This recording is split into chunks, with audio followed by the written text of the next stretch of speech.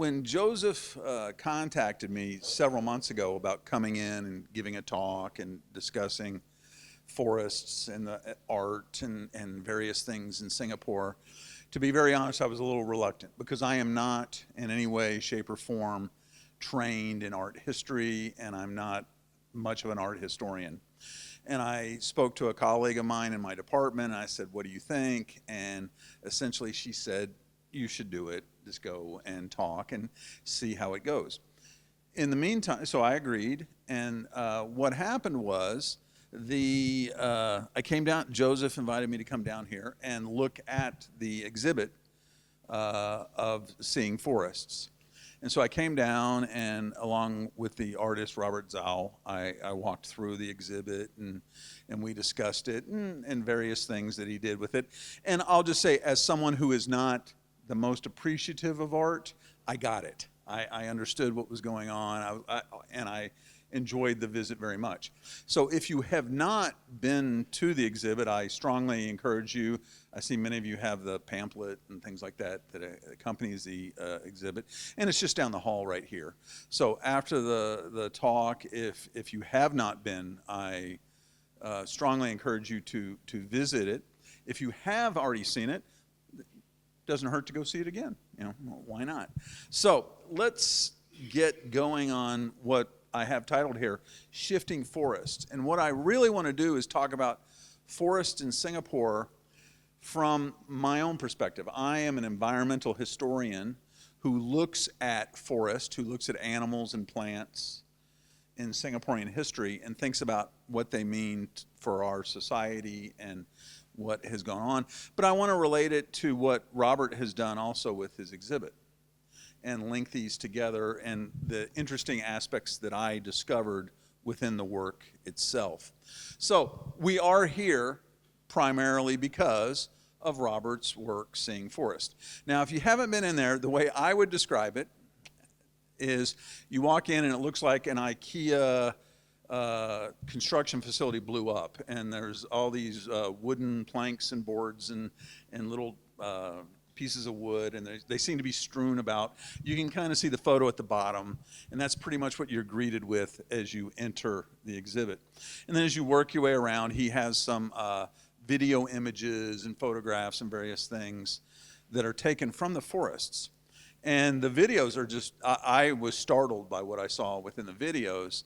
And as he explains in the various materials, and he explained to me, these were all filmed from, for the most part, from his, the window of his HDB flat in Choa Chu Kang, overlooking a kind of a forested area, or an area which kind of blended into forest.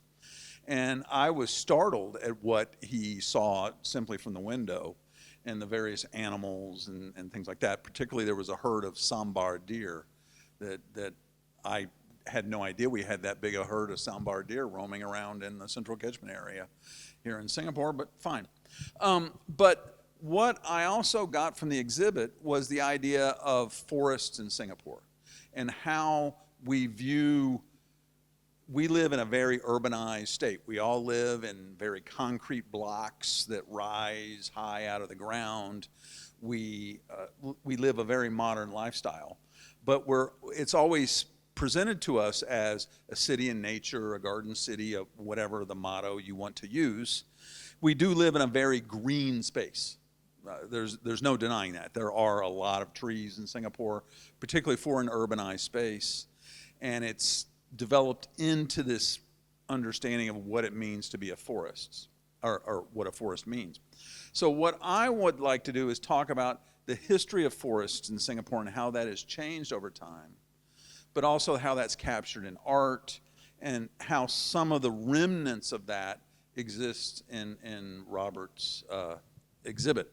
So what I'll take us through is what I generally have talked about is 3 eras of forests in Singapore. The first, and these are very rough dates, the first is from 1819. It can be even earlier. I have up there 1810, but up to about 1880. And just to tell you this was a period of massive deforestation that is hard for our feeble minds to wrap around how much deforestation took place here. Between around 1880 to approximately 1959, there was some reforestation efforts, but it was also along the lines of plantations and other things that went on. And then we have the Singapore we know today, beginning in approximately 1960. You can argue 65. Dates are a little, shifting on this, but what I would call the Garden City. And that's the one you're more familiar with. So let's step back and go through some of this period. And to do so, we need to think about what is the forest, or what was forest cover like in Singapore. And what I have here is, these are two maps. One is a map of what we believe Singapore looked like before 1819, or before colonization, when it was in some natural state. Now, I know some of this is a bit of a fantasy. People work the land and things change, but this is an idealized map at the top of forests in Singapore, or green cover, if you will. The bottom is a map produced by our own government today, and you can just imagine, the black space, of course, is where we live, where we work, where we roam, things like this. But you get just an idea of how much it's transformed.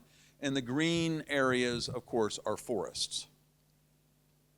Now, I'll talk about how some of those forests were formed and what happened. But the main idea is that this is a highly curated landscape.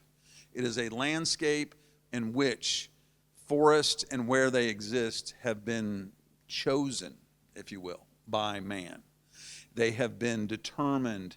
Even the types of plants that are grown have been chosen. And most of this is to the benefit of us, or our society, and how people might make money, to preserve water supplies, a variety of other things. But it has influenced how we interact with the forest, but also the types of animals we have in the forests. Okay? So, let's start with the deforestation era, approximately 1819 to the 1880s. Now, some of this actually occurred before 1819. There were, of course, people here in Singapore before 1819. When Raffles arrived and the East India Company arrived, there were approximately about 1,000 people here.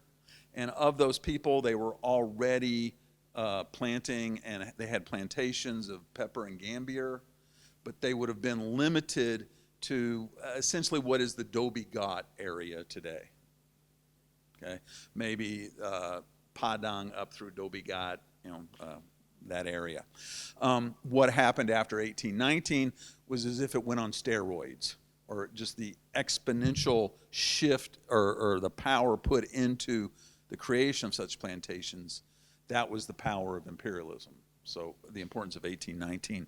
What happened basically is, over the next 60 years, 94% of Singapore became deforested.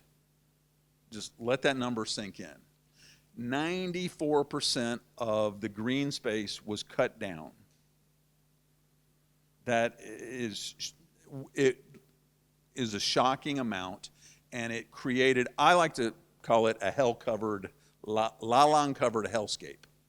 Just what was placed with it. It was mainly cut down for agriculture and for plantations, and I'll explain that in a bit, and to deal with the rising population, because our population was a gobsmacking 100,000 people by 1875. Now, that seems comically low today for Singapore. That's about 1/3 the size, a half to 1/3 the size of a typical HDB town. But that was when Singapore was at its breaking point. You could say the island of Singapore can comfortably support 100,000 people. After that, we need engineering, we need things, bringing water in, for example, food, what have you. But it could support about 100,000 people before that. Okay, so what happened? Basically, we need to think of Singapore as two separate areas. There is the city, which today we would call the CBD. But it essentially was from here, right here, Tanjung Pagar, with the ports and the railway station, up through Serangoon Road. You would typically walk that area.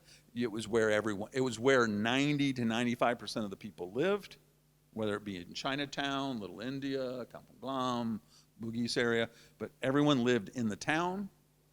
And then outside that town was a rural space. It was countryside. Very few people lived there. But it made up some 90% of the land that is Singapore, okay? And we often, when we think of history, think of the port. And you talk about the city and people, in Chinatown, and they built this. We need to also think about that land beyond the CBD area, beyond the built urban space. And what was going on in that forested area was that agriculture was spreading.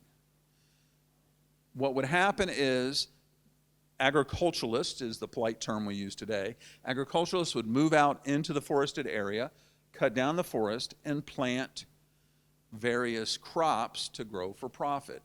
They tried everything from cloves to nutmeg to coffee. The main one that worked was gambier and pepper, which grew together. And essentially a gambier plantation lasts 20 years, and you need a same area of timber to process the pepper and gambier. So if you had, for example, a 2-hectare gambier and pepper plantation, you need another 2 hectares to process it, so you had 4 hectares of deforested land. After 20 years, you just moved on and did it again. And you did it again. Within 3 cycles, Singapore was 94% deforested. And then they moved into Johor. And that was the origins of modern Johor. Okay? This was done primarily by Chinese migrants under what is known as the Kangchu system. And the legacy of that today is in anything named Chukang, Chua Chukang, Yo Chukang, in our HDB towns. What that meant was Chua Chukang was an area controlled by a guy named Chua, who was the boss man, the Tauke, who ran the agriculturalist who grew primarily pepper and gambier. And so people would get off the boats, you would be taken out there, you would work these fields, and you would grow crops, okay? To support this agriculture, the British developed botanic gardens. There was one set up in 1819, but then the attitude was, why do we need a botanic garden to experiment with when we just have all this space? Let's just go cut down trees and plant what we want to plant. They tried it again in 1836, and these were both on Fort Canning Hill. But then it was like, why are we doing this? We can just go out and cut down more land and grow what we want. It only became the botanic garden we know today in 1859. Now, this was a different botanic garden. These earlier ones were to experiment with crops. The Botanic Garden in 1859 was founded as a park. It was a private park. And the reason it was founded was to get away from this deforested hellscape, to provide a pleasant place to walk around in. And it was a private park. So regular Joe and Janes like you and me were not allowed in. You had to have membership like a private club to enter the Botanic Gardens in 1859. They then very quickly bankrupted it within 15 years, and the government took it over in 1874, and then it's the institution we know today. From 1874, 1875 onwards, they opened the gates. You could go in, we could go visit it for free, which we still can today. And then it became a different type of an experimental station. I just want to point out that this is the earliest photograph that's known of the Botanic Gardens. And you can, as you can see, and it's taken from where kind of Dempsey Hill or those fancy restaurants over there are and such. Just notice you don't see much forest cover. That's one of my main points in the photograph, Let's move on. But let's look at other photographs of this time that we can get an idea of how much deforestation occurred. These are pepper and gambir plantations. The main point is, notice that it is all processed, but you don't see any trees, you don't see any forests. When they abandon this, or abandon a farm, what grew up was 𝘠𝘯𝘠. So grassy, just useless grass. All the guys who've been on Pulau Tekong know what that is. Okay? Fairly useless. Okay, we also have paintings that capture this. These are paintings by a man who did sketches named John Edmund Taylor, who was here in 1879. And what we have here on the left is, that's essentially Fort Canning Hill and St. Andrew's Cathedral downtown. But the main point is, look at Fort Canning Hill. That's deforested. Okay? If you look on the right, this is Mount Echo. Mount Echo is in Tanglin. It's basically right behind Crescent Girls School, kind of Alexander Road, Tanglin Road, kind of that area. But the main point is, notice how little forest exists. It's all been cut down. And there's, these are just basically abandoned gambir plantations. Okay? You can also see this in, he drew a painting, a more elaborate sketch of a man going hunting in Singapore. And he had initial sketches. You can see the initial sketch on the left he used to prepare for the one on the right. In both, in the background of the finished colored sketch, if you will, you can see it's kind of deforested or burned out or just not healthy forest. And you get the same idea. You can see the 𝘠𝘠𝘠 there as he's leaning up against a tree in an early version of the sketch. But what we have here is, when photographs, artists were visiting even before 1880, they were capturing how much had been deforested.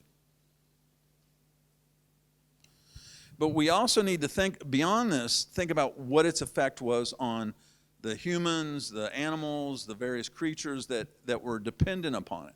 Now, deforestation, which was at 94%, an estimate made by the superintendent of the Botanic Gardens in the 1880s made, 94% deforestation meant a massive destruction of biodiversity. When agriculture is essentially a simplification of an ecosystem, you take out thousands, think of a tropical rainforest, you have thousands of species. You get rid of all of them to grow one or two crops. Massive simplification.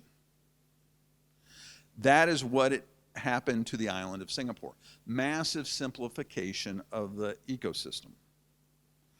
There was a drop. There have been different estimates. It's hard to get the actual numbers, but there was a paper written about 20 years ago in which people from the Life Sciences Department at NUS estimated that there was a 73% drop in biodiversity in Singapore since 1819. And the massive amount of that, most of that occurred in the 19th century. Now, that's a startling number that's hard for us to comprehend. A couple of years ago, you know how these science papers are, like it takes 30 people to write one. A couple of years ago, there was another science paper published by the life sciences people, by like about 30 people. And they said, oh no, that 73% is exaggerated. That's just not true. We didn't capture all of them. It was only 37%. Now, okay, that is a much smaller number, but 37% is still a startling number for extinctions and loss of biodiversity within the island. Pick your favorite number. Let's be honest, the real number is probably somewhere in the middle. Who knows, okay? But we can see the effects of this also by the types of animals. Like humans were going out, they were deforesting Singapore, and this affected the types of animals that live there, and tigers are the best example. Tigers, as much as the stereotype is, tigers do not live in deep, deep, dark jungle because there's no food. in real primary forest, there's a canopy, and life is, in many respects, high above the ground. There is very little plant life or even animal life on the ground. That's not good for the tiger. It needs something to eat. But once you start deforesting an island and you're pushing back on the primary forest, you're creating these transition zones, brush, lalang, and that attracts pigs, that attracts deer, attracts humans, if you will, and that's what tigers want to eat. And so once we started, by we I mean humans, started deforesting Singapore, cutting the forest down, it attracted tigers. There were no reports of tiger attacks in approximately the first 10 years of British settlement. But once they started pushing back and deforesting the area, tiger attacks rose considerably. Now, a lot of that has been grossly exaggerated. By the 1840s, there were discussions in British Parliament that, oh my gosh, we must do something with Singapore. 1 person a day dies from tiger attacks. That's not true. But dozens of people a year did die from tiger attacks. Okay, it wasn't 365, but it was, we will never really know, but we'll say 30 to 50 people probably died a year from tiger attacks in the 1840s and 1850s, because we had created the perfect ecological conditions for tigers to exist in Singapore. And so, for example, one of the more famous paintings, I believe it's in the National Art Gallery, is when George Coleman, this is based on a story in which George Coleman of Coleman Bridge, and one of the early architects and engineers of Singapore, was out laying a road, and he and the coolies who were working on the road were attacked by a tiger. And so and this story was so famous, a German artist drew the painting. And so it's a bit apocryphal, but it's an accurate, in a sense, of description of something that did happen. Okay. The interesting thing about tigers, though, was that by the 1870s, they disappeared. And that's because we had so transformed. One of the signs of 94% deforestation was there was no forest. There was no edge of forest anymore. The edge of the forest was in Johor. So if there was no forest or edge of forest, there was no place for the tiger to feel comfortable. So by deforesting Singapore, we eliminated the tigers that were brought in. So tigers living in Singapore really only had about a 30 or 40 year glory period.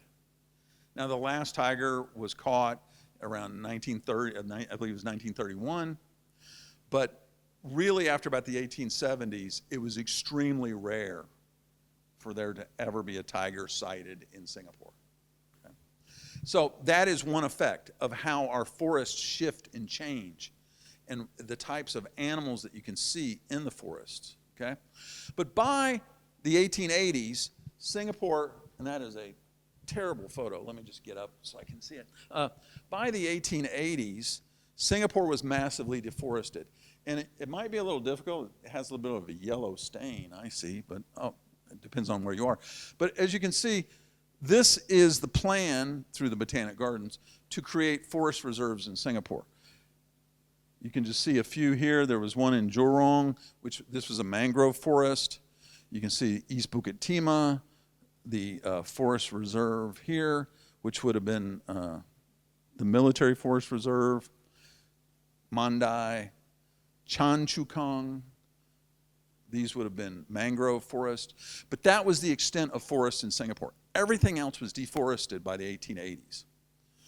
And this entire plan to replant the forest was trying to make the island livable for the 100,000 people that lived here. Okay? So they, for example, create McRitchie Reservoir, so there's at least a decent water supply. They create a forest around McRitchie Reservoir to keep it, relatively clean, if you will. And so, okay. So let's talk about that reforestation. The total amount of forest in the island of Singapore. Now, Singapore historically is about 500 square kilometers. In the 1880s, the total amount was only 20 square kilometers. And it was in small patches of about 0.2 hectares up to about 25 hectares. And the superintendent of the Botanic Gardens called it degenerate. I just like that term. We had degenerate forest. It was not much worth. So part of his plan was to try to kind of connect these various parts of the forest. So one of the things I want to say is, even when we're dealing with the central catchment area, that is not primary forest. Okay? That is simply forest that has been growing for about 130, 140 years. It is relatively young. And it's still secondary forest for the most part.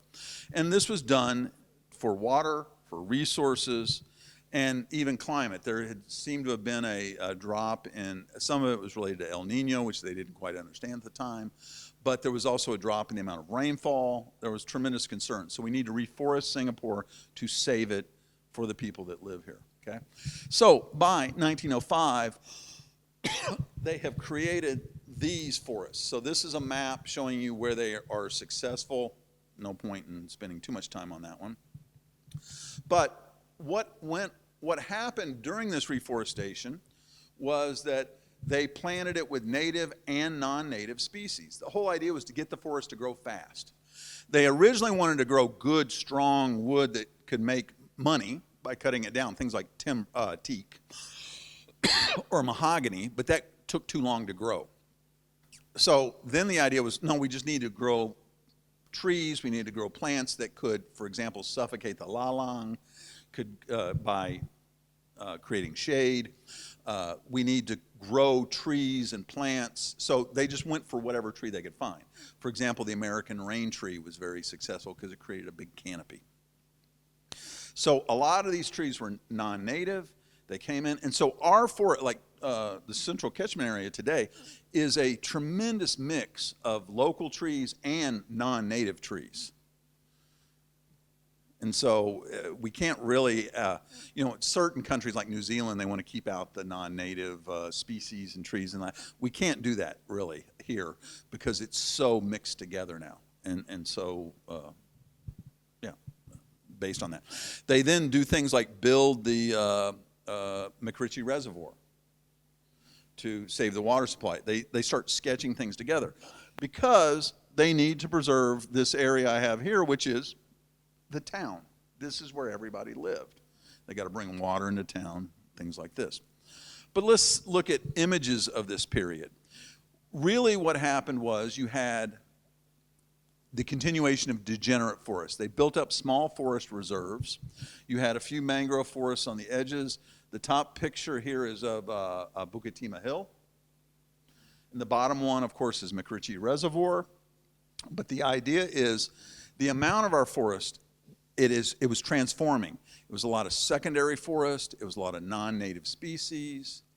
And the animals that lived there were also, okay, this was a forest being created, and it was through the Botanic Gardens who were doing the replanting. This was a forest that was chosen by the humans that lived here.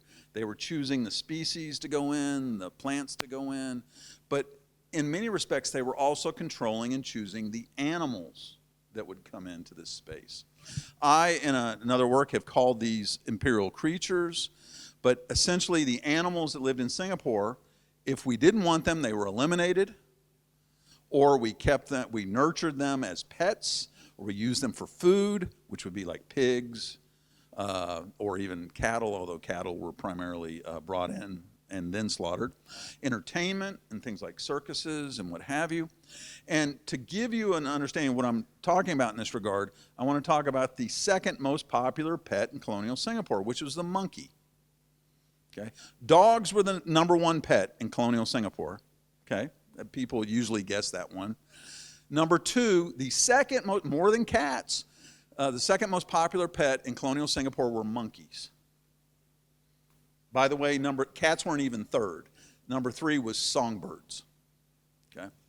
So, you have a pet monkey, let's say. You would buy your monkey at Rocher Road. There were pet shops there. You would buy them. You kept them in your house or your compound. You would go around.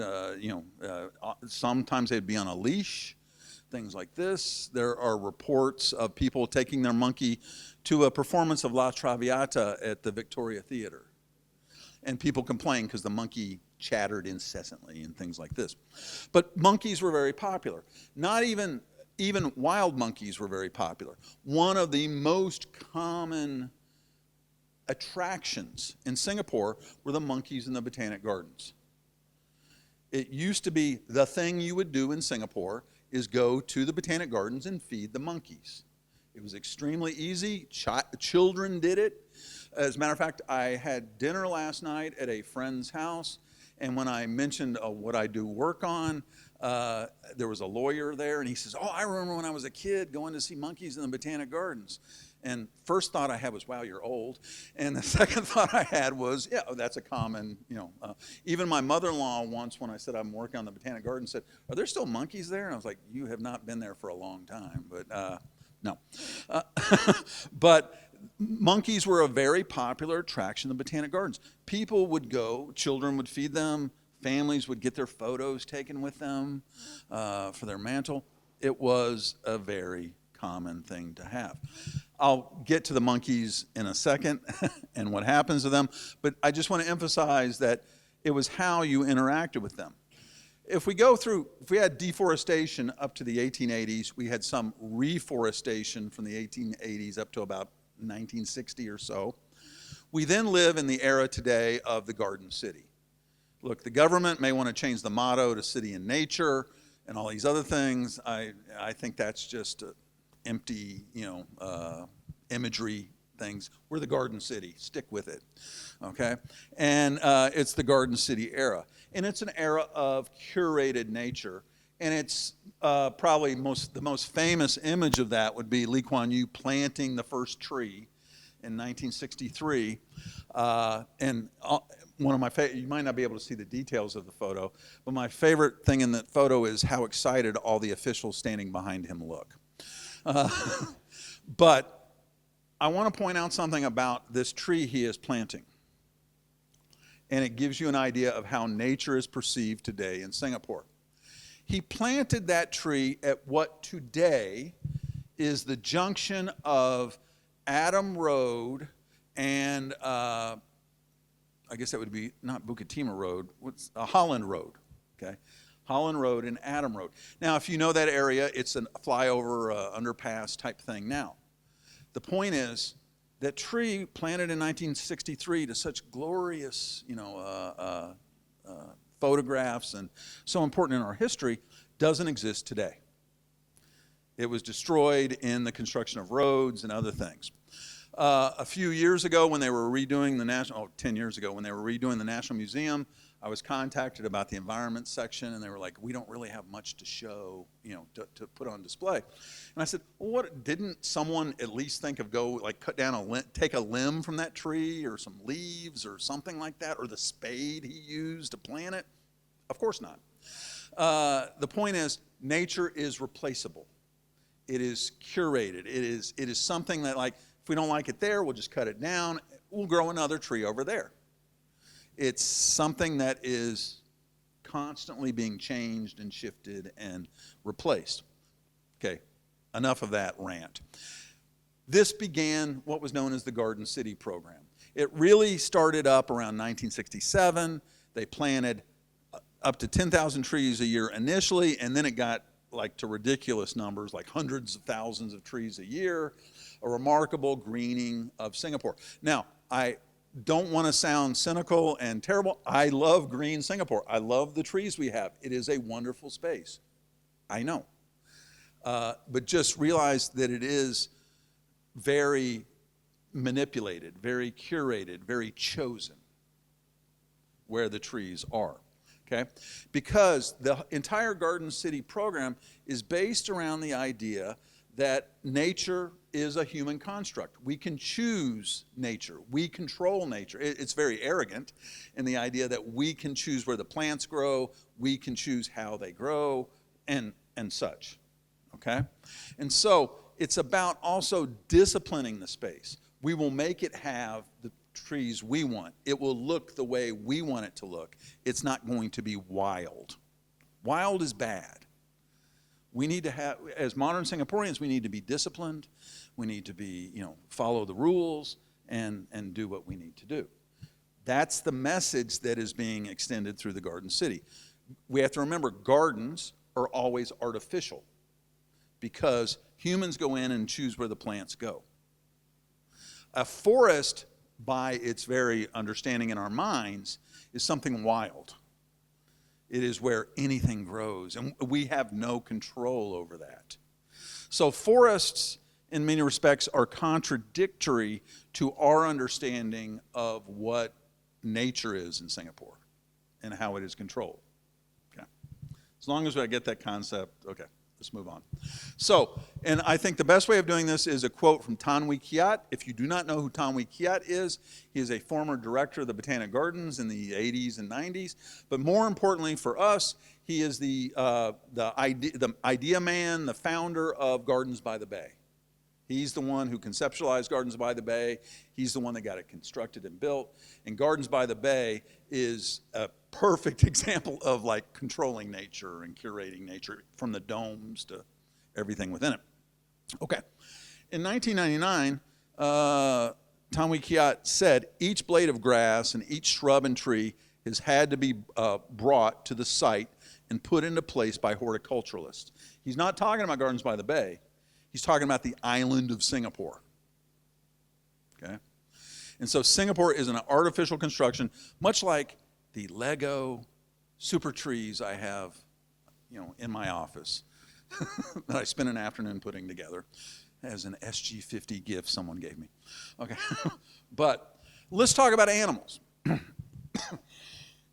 That was part of it. And let's get back to our monkeys. What happened to those monkeys? Well, monkeys are not tameable. They are wild. Monkeys cannot, in reality, be brought into the home. They'll mess stuff up. They'll throw things. You got to keep them in a cage. That's very un-Singaporean. Okay, you can't, they can't be disciplined. They can't be tamed. That's not what we want.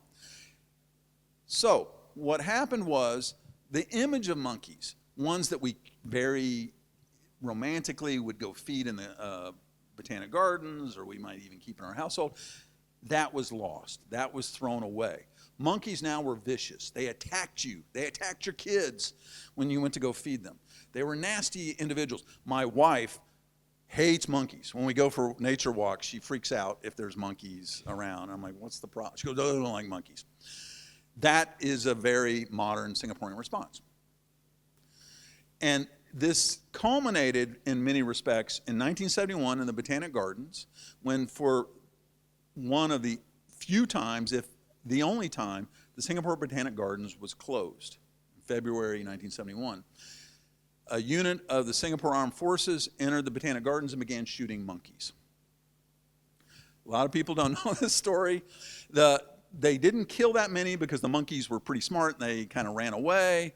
Essentially, to try to make a long story short, the monkeys split into two groups. One went over to 𝘍𝘪𝘵𝘗𝑦 Estate, which is a fancy housing thing, where rich people live. And the other half went over to the Sultan of Johor's house, if you will, that's in the forest over there. And so they couldn't go in and start shooting monkeys in a housing estate, and they also couldn't enter a foreign ruler's area. So the monkeys were kind of, they tried to poison them, various other things. Essentially, the goal was to move the monkeys to the central catchment area, an area of forest where wild things can live. And so the monkeys were kicked out of, evicted from the Botanic Gardens. Now, there was a slight response. I always like to use this photo as proof. There were, at one time, protests in Singapore, even though they were foreigners. Some foreigners protested saying, don't shoot the monkeys. How dare you shoot the monkeys? It was a very bad PR move on behalf of the government. No kidding, duh. Going in and shooting monkeys did not look good on the government's behalf. The government, of course, reacted very like, oh, how dare you question our policies?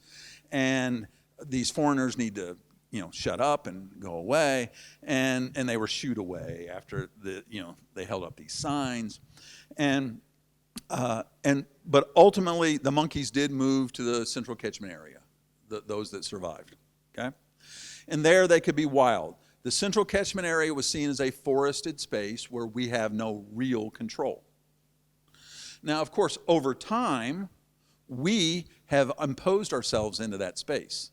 We have built condos increasingly close to the central catchment area. The BKE cuts through the central catchment area. We go on lots more nature walks today than we did 50 years ago.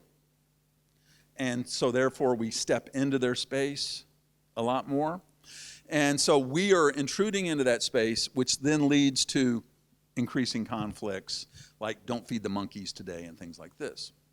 Other animals, like I mentioned, songbirds were the third most popular pet in colonial Singapore.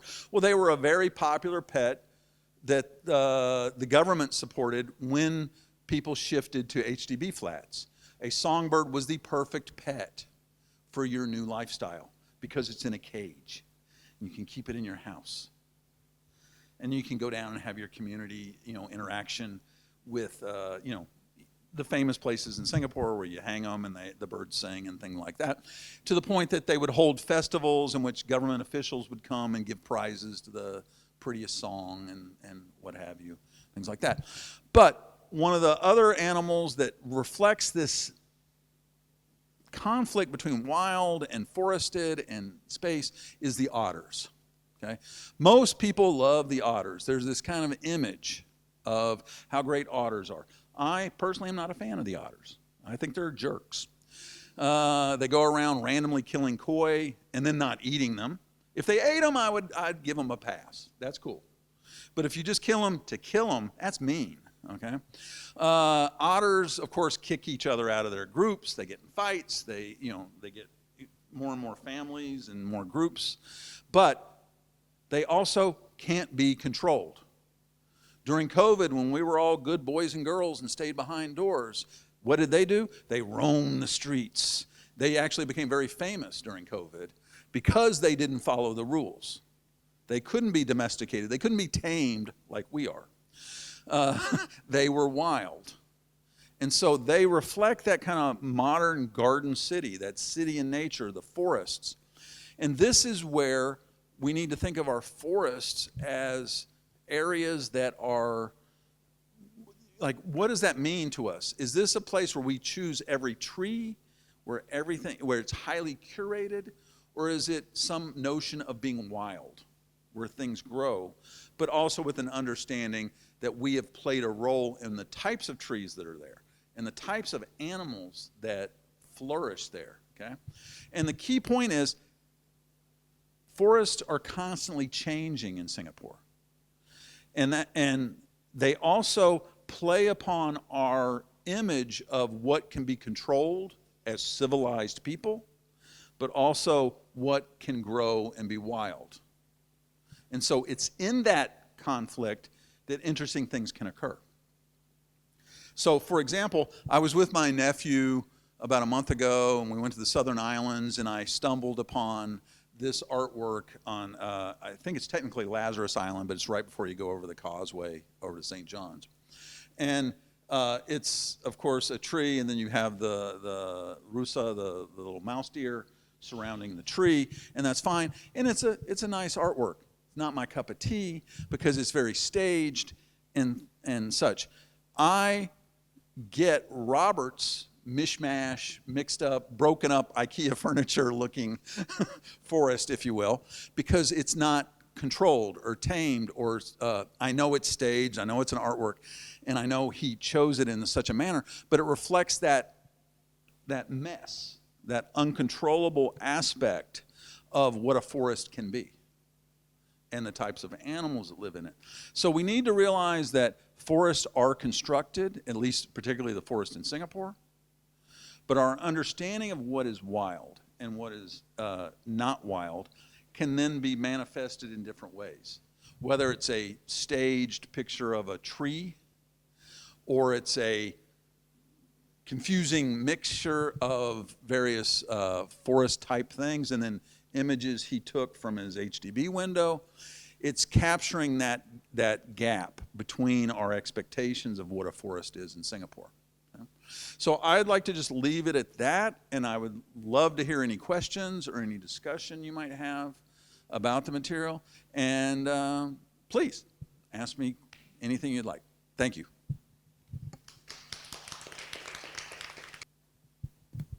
I just had a quick question. Do you think the government is doing enough to conserve nature nowadays? That's all. Thank you.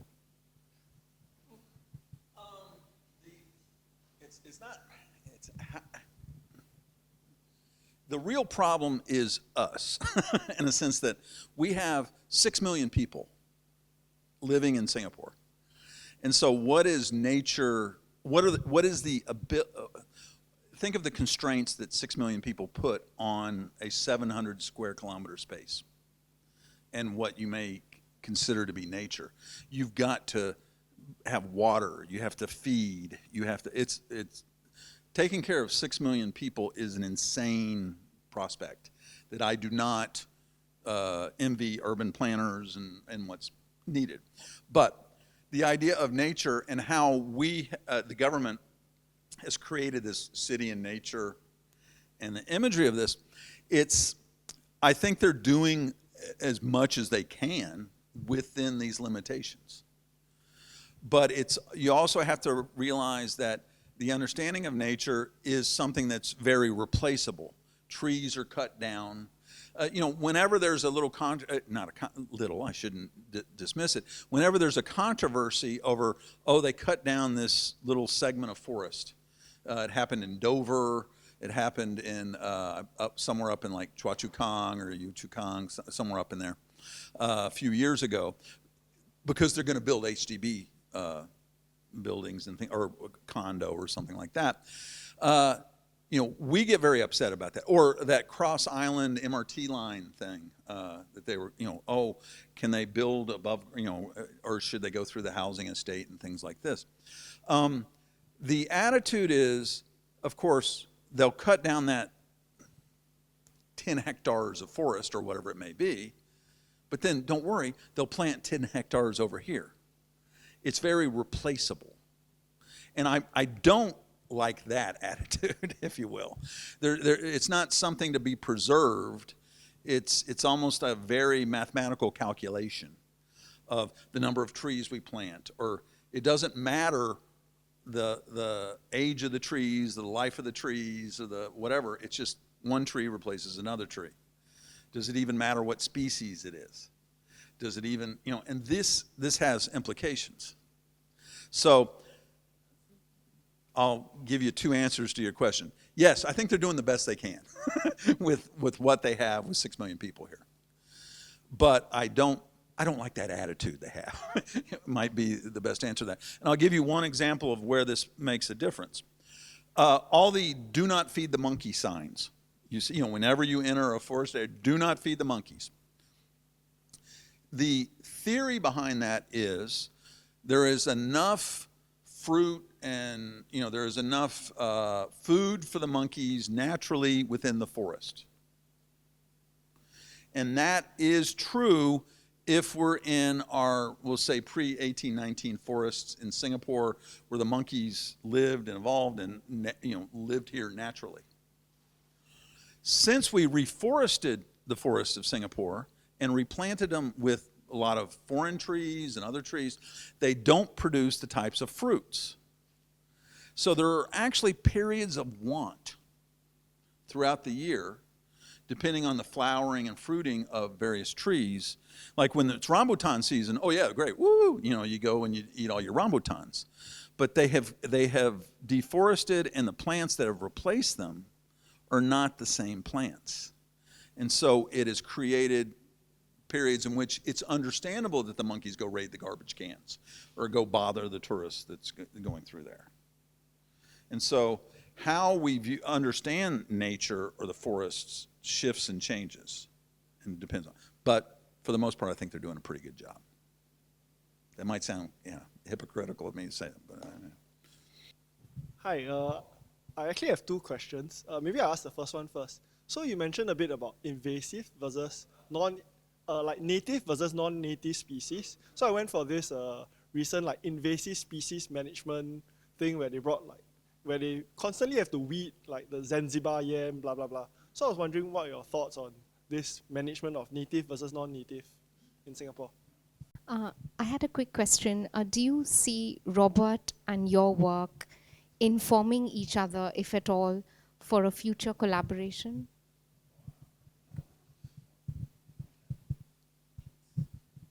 okay. Native versus non-native is very common today. There's often conferences on native versus non-native species. There are efforts by various environmental agencies in many different countries to try to reestablish native species or to eliminate non-native species. As I mentioned, very popular in places like New Zealand and Australia, of course, Hawaii, various Pacific islands, that's true. And in Singapore, there is a bit. I think what's going on here, though, is it's selective. In other words, if it's seen as invasive, or I'll use the phrase, doesn't contribute much to the ecosystem, let's get rid of that one. But they're not going to get rid of the American rain tree. I'll just give, as another example. They won't get rid of certain plants. It's not an idea of just eliminating all non-native species. That I think that would be almost impossible in Singapore because there's so many non-native species, and it would just be too formidable a task. You would cripple the forests here if you went in and tried to get rid of all, even the stray rubber plant that's in there, or the stray coffee tree or whatever. You'd have to get rid of all those. And so the types of non-native species they want to get rid of would be just ones that are seen as weeds or negative plants, something along those lines.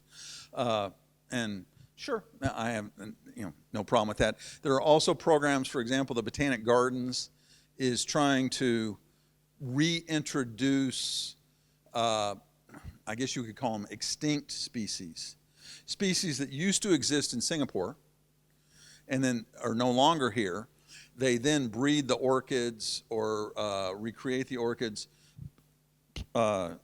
in the Botanic Gardens, and then they go out in the central catchment area or even along the streets, and they literally seed them or plant them in various places so that they're reintroduced to the Singaporean ecosystem. Sure, that I have no problem with that, things like that. As for me and artworks, I would love to see. I mean, I'm very. I believe Robert. I influenced Robert a bit when I met him. He was like, "Oh gosh, I've read your stuff and things like that." And I am inspired by what he's doing here with the artwork. I don't see me being a constructive collaborator for the most part beyond what I write. I'd be more. I would love to chat with him about things, and if he, bounce ideas off me, sure. I just wouldn't know where to start with the actual. He's the artist. I'm not. I'll just put it that way.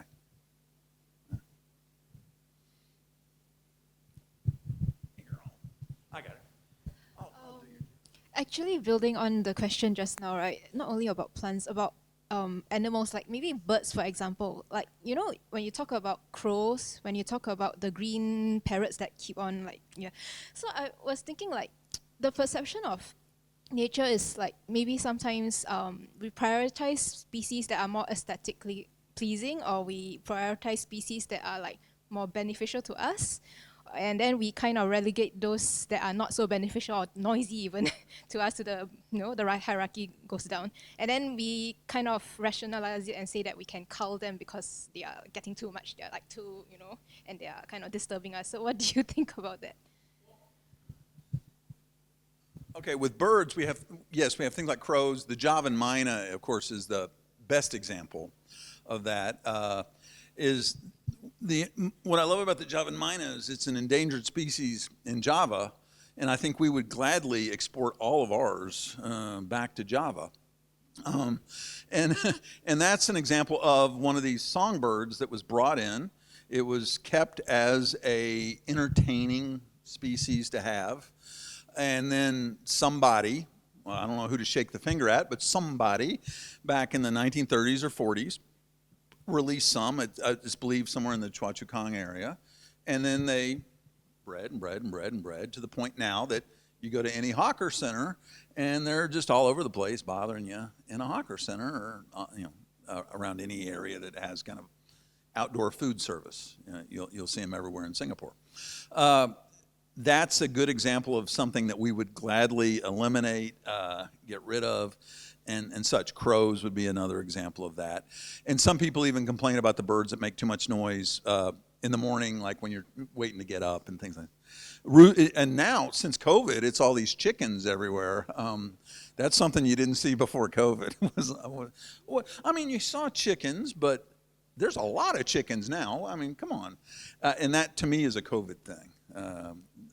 I don't remember seeing chickens that often before COVID. Somebody got them out there and got them. I don't know how that happened, but yeah, that to me is a very COVID thing. But the idea of how we eliminate, even songbirds are an example. Faiza Zakaria has written about songbirds in Singapore and how certain ones were brought in and then they were released in the forest here. And they become common in the forest here, but they're foreign birds. But they're loved because they're beautiful song. So is that a reason to keep them around and such? This is, once again, how we as humans play a role in the biodiversity we have here, whether it's foreign or native or non-native, whether it's brought in or whether we want to get rid of it or not. And it's perceived benefit to society. Another example of that would be the hornbills. Hornbills were extinct from Singapore, and then about 10 years ago or so, they were reintroduced. And I even occasionally, where I live, they come around and but they're nasty birds. They're kind of like otters. They're nasty birds. They eat other birds. They shoo away other birds from areas and will just go in and rip them up and such. And so, sure, hornbills are beautiful, but they have an effect on the ecosystem and how they interact with other creatures within it. And so it's this idea of we want to believe we have this godlike power to choose and pick what we have here. But we also need to think about the long-term implications of this and how we classify that as nature or the forests. And that does intersect a bit with art and how we choose to have images and how we set up, for example, the exhibit and how it is framed or displayed for you to see it.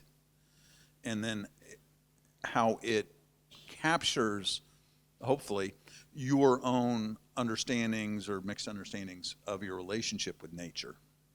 So, yeah. Found out that the rainforest tree was from America, South America, but there are all these plants that grow out of the trees, and so I've been taking these pictures, looking up. But somebody told me that those were planted in the trees. They are? Oh, all those big. Oh, yeah. So, if you couldn't hear, this lady has been here for about 6 months. She loves our green city, but she's fascinated by the fact that they're not necessarily native species. And her main comment revolved around epiphytes. So in other words, when you have a big, for example, American rain tree, and you see that fern or that thing growing off it, or an orchid, for example, extra plants, if you will, that grow out of trees or other areas. And those are planted by people from the National Environmental Agency or the Botanic Garden, all of the above, in a combination to beautify the area through the Garden City concept. And so they go in and, for example, the one I mentioned earlier about the reestablishment of certain orchid species in Singapore, they go in and some of them are put in the forest, some are put along Orchard Road or wherever, and they're put up in the trees. And I don't know if people remember, about 10 years ago, we had a very long dry spell. It was about 3 months or so, or 3 or 4 months. It actually didn't rain in Singapore. And at that time, I was at the Botanic Gardens frequently and chatting with botanists, and there was a concern that dry spell was killing a lot of the epiphytes. They said, we get the trees and you water the roots of the trees and things like that, and they'll be okay. But there was a tremendous concern at that time for all of that. And once it started raining and they kind of came back, people were a bit of a relief because they had put so much effort into seeding those trees, if you will. And so, what you have to realize is all of this is picked and chosen by some guy, usually a guy, don't want to be sexist, but usually a guy down at NEA. And this has been going on since the 1970s, essentially, really, late 60s. So. Hi. I had a little bit more of a specific question, kind of more about the crops that were planted in the plantations. So I read about the 𝘏𝘪𝘴𝘵 plant which produced like a rubber latex that they used to insulate telegraphic cables in the past. And I heard that they kind of harvested so much of it that it practically became extinct. Yeah. I wonder if there were any other kind of similar stories or examples of such.